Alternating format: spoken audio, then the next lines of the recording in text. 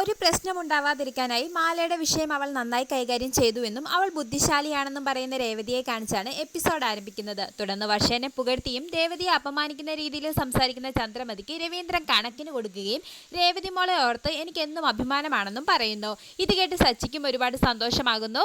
ശേഷം ശ്രുതിയുടെ അച്ഛൻ വന്നില്ലല്ലോ എന്നോർത്ത് ചന്ദ്രമതി ടെൻഷൻ അടിക്കുന്നു.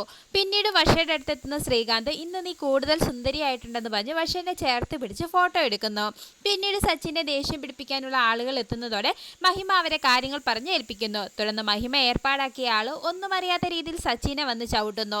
തുടർന്ന് സച്ചിക്ക് നല്ല വേദന എടുത്തെങ്കിലും സച്ചി പ്രശ്നമൊന്നും ഉണ്ടാക്കാതെ വരുന്നതോടെ മഹിമയ്ക്ക് വിഷമമാകുന്നു. തുടർന്ന് അയാൾ സച്ചിനെ ചവിട്ടുന്നത് കണ്ട് രേവതി അയാളോട് ദേഷ്യപ്പെടുമ്പോൾ സച്ചി രേവതിയെ തടയുന്നു.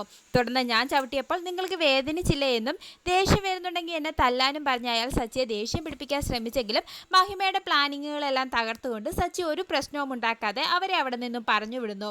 അതോടെ പ്ലാനിങ്ങുകൾ തകർന്നതോർത്ത് മഹിമയ്ക്കാകെ വിഷമമാകുന്നു.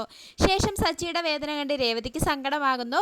പിന്നീട് പ്ലാനിങ്ങുകൾ പാളിപ്പോയതിന് മഹിമ ഏർപ്പാടാക്കിയ ആളുകളോട് ദേഷ്യപ്പെടുകയും ഇന്ന് അവൻ ഇവിടെ പ്രശ്നമുണ്ടാക്കി ഈ ചടങ്ങ് അലങ്കോലമാക്കണമെന്നും പറയുന്നു. തുടർന്ന് അവനെ തല്ലിയാൽ അവൻ പ്രശ്നമുണ്ടാക്കുമെന്നും ഇനി ആ വഴി നോക്കാമെന്നും ഏർപ്പാടാക്കിയ ആളുകൾ പറയുന്നു. പിന്നീട് ശ്രുതിയുടെ അടുത്തെത്തുന്ന ചന്ദ്രമതി അച്ഛൻ എവിടെയെന്ന് ചോദിച്ച് ശ്രുതിയോട് ദേഷ്യപ്പെടുന്നത് കാണിച്ച് എപ്പിസോഡ് അവസാനിക്കുന്നു.